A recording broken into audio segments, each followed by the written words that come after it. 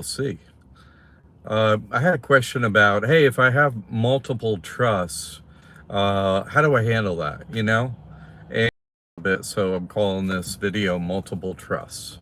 Um, if you have multiple trusts, what would be the reason to have more than one trust? Only really kind of one reason if you had significant assets.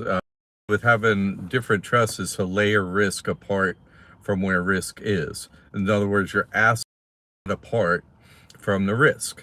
And what's risk? Risk is operations. Like if you're out there doing things with money, that has some risk associated with it. So I think of it this way.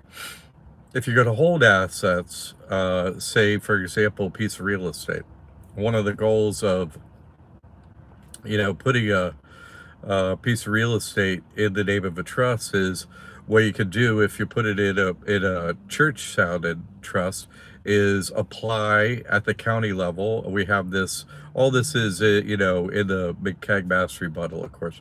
So, if you put real estate in the name of a trust, the right trust, then you can apply at the county level to have your real estate taxes exempted. All right.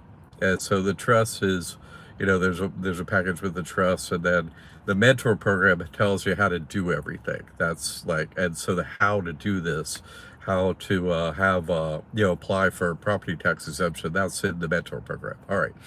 So so if you have a significant asset like a piece of real estate, that would go in a trust that's really not doing financial operations of any kind, okay? Because financial operations, you're paying for this, you're paying for that. That's where, quote, like liability risk could be. Okay. So, and I recommend, one of the trusts that make the name of to hold assets in sounds like a church, and then you could operate it as a church.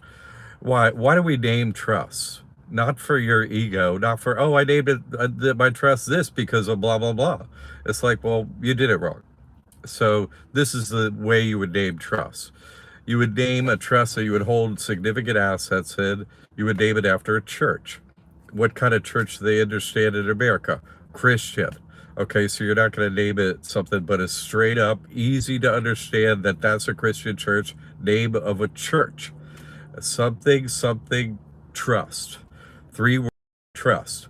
Because application only has so much space on it. So all you people that named it, the blah blah blah blah blah blah trust.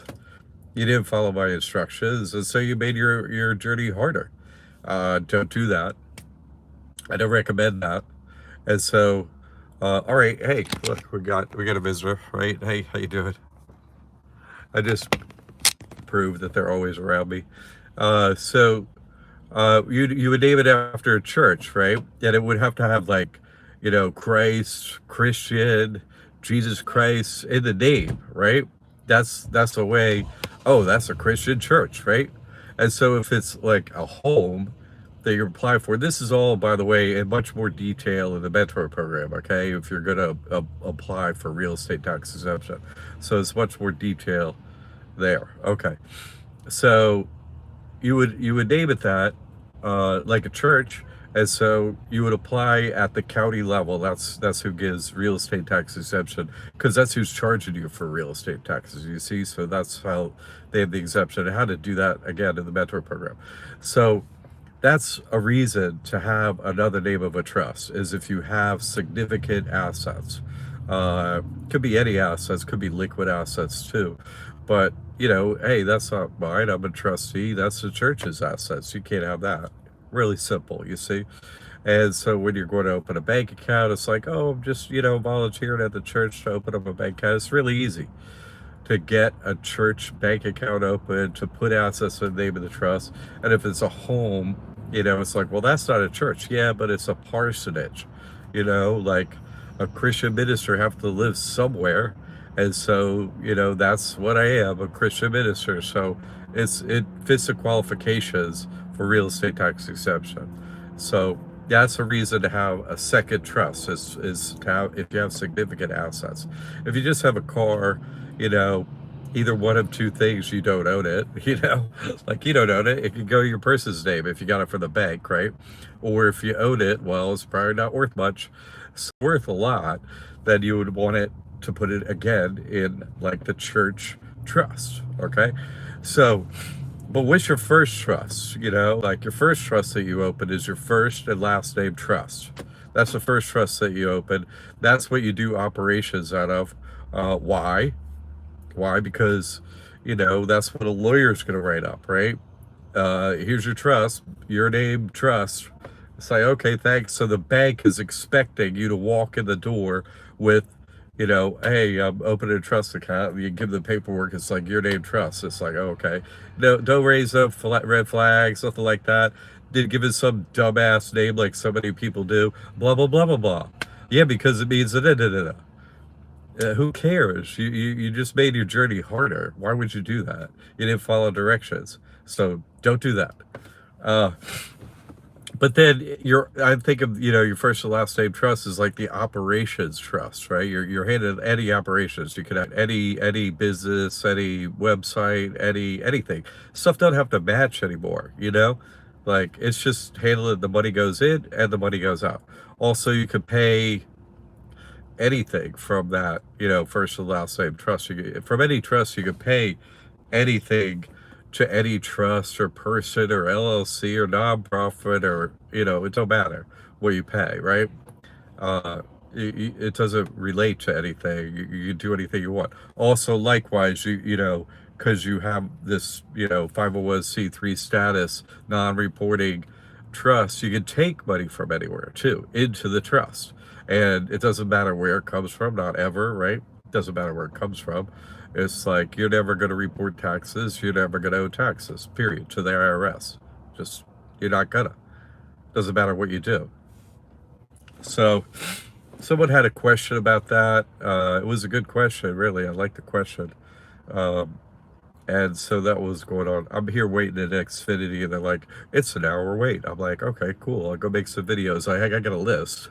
So, if you have any thoughts or questions, go ahead and you could try and type them. But uh, it it hasn't been. Sometimes it lets me see the comments, and sometimes it doesn't. It's kind of annoying. But anyway, oh, I'm on the Xfinity here, so I'm on their Wi-Fi out here. Cool. So I'm getting great signal and everything. So maybe they'll come through, or maybe they just continue to block the comments because it's too much truth. Like don't let him talk to anyone. Ah, cops right here when I started the video. You saw, I put it right up in the beginning of the video. The police are right here. They literally parked next to me. Amazing, isn't it?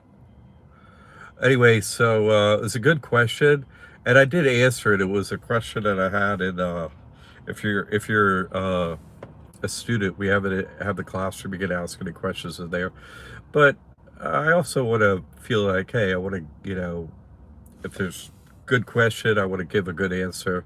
I really explain the principles of it, the how-tos and the courses. But this is kind of the reasons, and someone was, had this question, so I just want to spell it out.